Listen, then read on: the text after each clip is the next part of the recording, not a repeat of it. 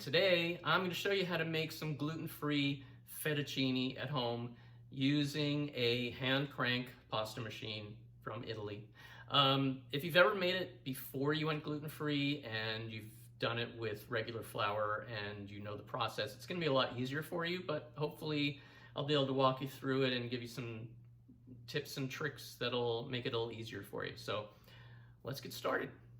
So today I'm working at my dining room table only because I don't have a surface in my kitchen where I can attach the pasta machine.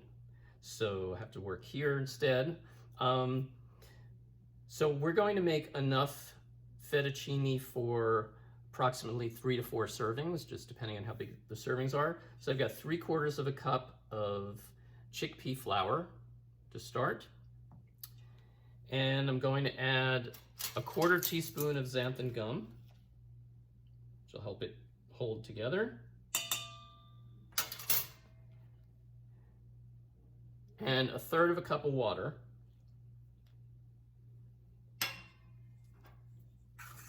And I'm going to mix that together. So it's going to be a really sticky, almost like a thick batter at this point. But we want to really kind of beat it to activate the xanthan gum so that it helps bind everything together. And then lastly, we're going to add our tapioca flour. So I'm going to start with, well, I'm going to measure out a 1/4 cup and then just add a little bit at a time, because we don't want to add too much. We don't want it to get too dry. So you just have to keep an eye on the consistency and make sure that we basically want to go far enough so that it's not sticking to your hands.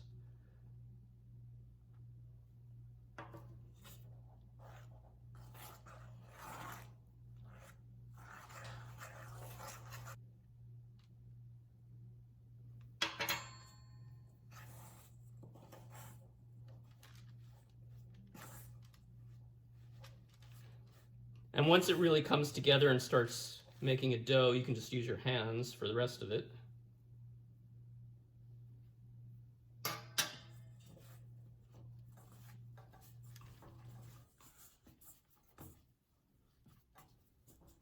All right, so the dough is nice and soft, not too sticky, not too dry.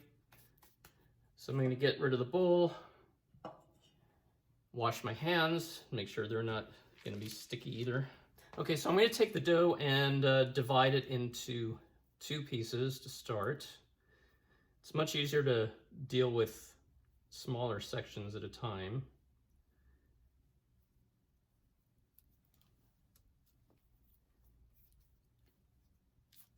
And then I'm going to press it out into a rectangular shape. And keep using extra tapioca flour as needed, just to make sure that nothing is getting too sticky.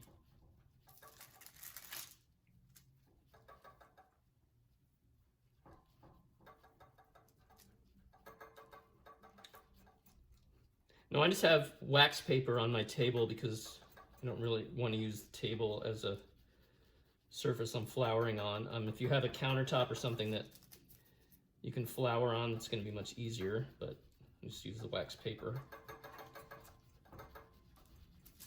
So you want to press it out so it's thin enough to go through the machine without kind of getting stuck in there. If it's too thick, like normally if you have a non-gluten-free flour, it works really well. It'll just go right through, even if it's thick. But with the gluten-free flour, with the gluten-free dough, it's going to get stuck in there if it's too thick. So here we have a good chunk of the dough rolled out or pressed out. And I have this on the lowest setting to start, so the widest gap. So I'm just going to crank that through.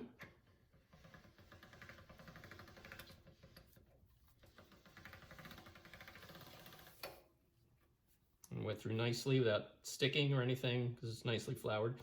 And then we're going to fold it in thirds.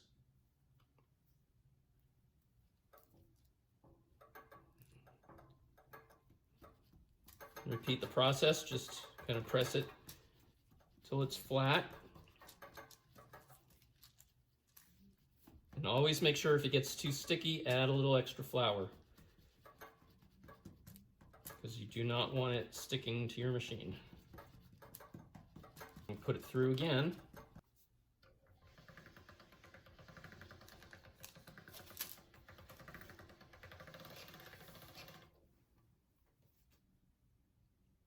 And one last time.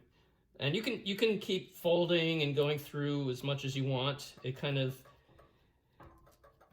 serves two purposes. One, it helps you to make it really rectangular, keep the rectangular shape, and it also sort of kneads the dough a little bit to help it to stick together, and also incorporate the flour so that it's nice and smooth and everything's mixed together.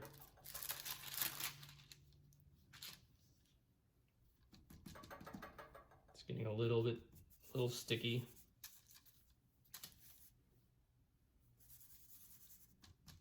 And you can also alternate the directions that you go through, so you don't always have to go through the same way.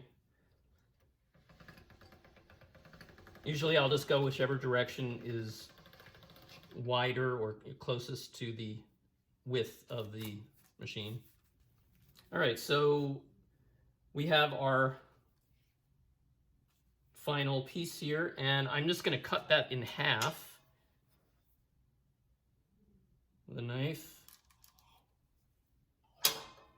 And set those aside for a minute. And now I'm going to repeat the process with the other half of the dough.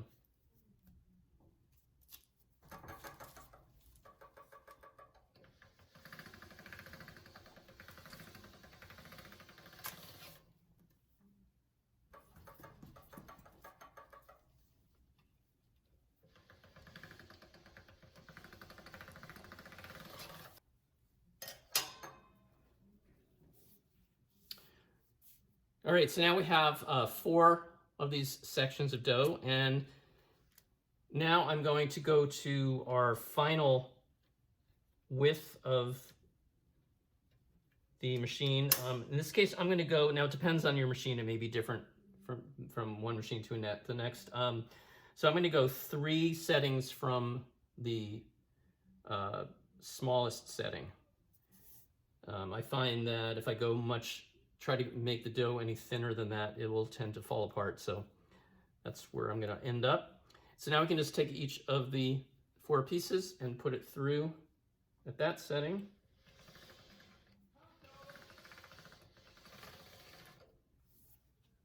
You may want to put it through a couple times.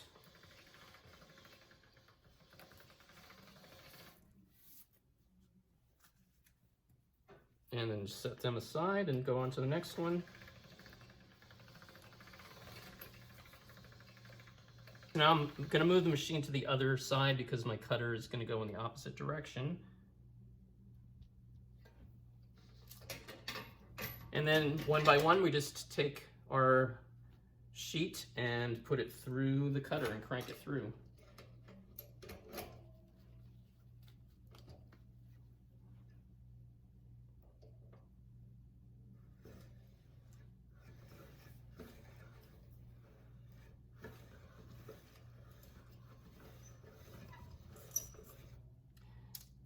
Now, if you have a dryer or a rack to dry them, you can put it on there. I find that I just like to just leave it right on the wax paper.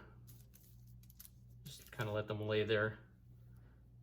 It works fine for me. I used to use my dryer all the time and I just stopped. I just don't think it's necessary.